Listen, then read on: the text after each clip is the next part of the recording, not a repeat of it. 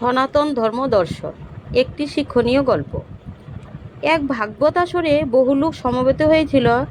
সেই রাজ্যের রাজা ও সাধারণ মানুষের বেশে এসেছিলেন। নিজের পরিচয় গোপন রাখার জন্য তিনি ছদ্মবেশে এসেছিলেন। শ্রোতাদের পিছনের দিকে মাটিতে তিনি বসেছিলেন, কিন্তু শ্রোতারা অনেকেই মনোযোগ সহকারে শুনছিল না। কেউ ঘুমাচ্ছিল, কেউ তাদের ঘরের ছেলে বউ ও মেয়ে জামাইয়ের গল্প করছিল। এরকম দেখে রাজা খুবই অসন্তুষ্ট হয়ে আসরের বাইরে চলে এলেন। রাজামশাই তার মন্ত্রীকে জানালেন, আগামীকাল সবচেয়ে মনোযোগী শ্রোতাকে সোনার হার পুরস্কৃত করবে। যথারীতি ব্যবস্থা হয়ে গেল। মন্ত্রী পরের দিন এক বিশেষ পন্থা অবলম্বন করলেন। এক ঘোষককে পাঠিয়ে ঘোষণা করলেন, একটি বিশেষ ঘোষণা, রাজার নির্দেশ, ভাগবত পাঠের আসরে ভাগবত পাঠের সময় কেউই চাঞ্চল্য প্রকাশ করবেন না। স্থিরভাবে হরিকথা না শুনলে সিপাহীর লাঠির ঘা খেতে হবে, আর মন দিয়ে হরিকথা শুনলে সোনার হার পুরস্কার দেওয়া হবে। লাঠি ধরা সিপাহী কয়েকজন পিছনে দাঁড়িয়ে থাকল। ভাগবত পাঠক পাঠ প্রসঙ্গে একটি ভক্তিমূলক গান গাইলেন।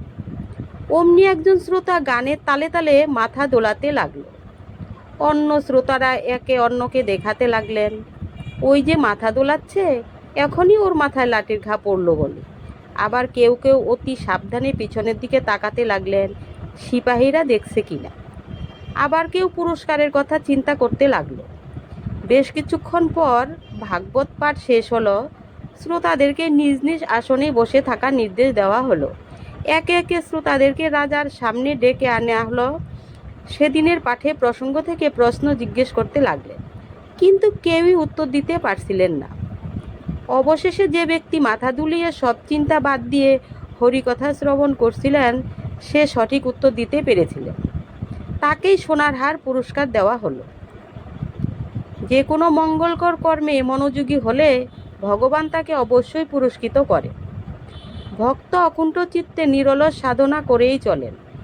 তারা মনোযোগী নয়, তারা কেবল অন্যের সমালোচনা করে দিন অতিবাহিত করেন, কিন্তু জীবনের কোনো লাভ জোটাতে পারে না।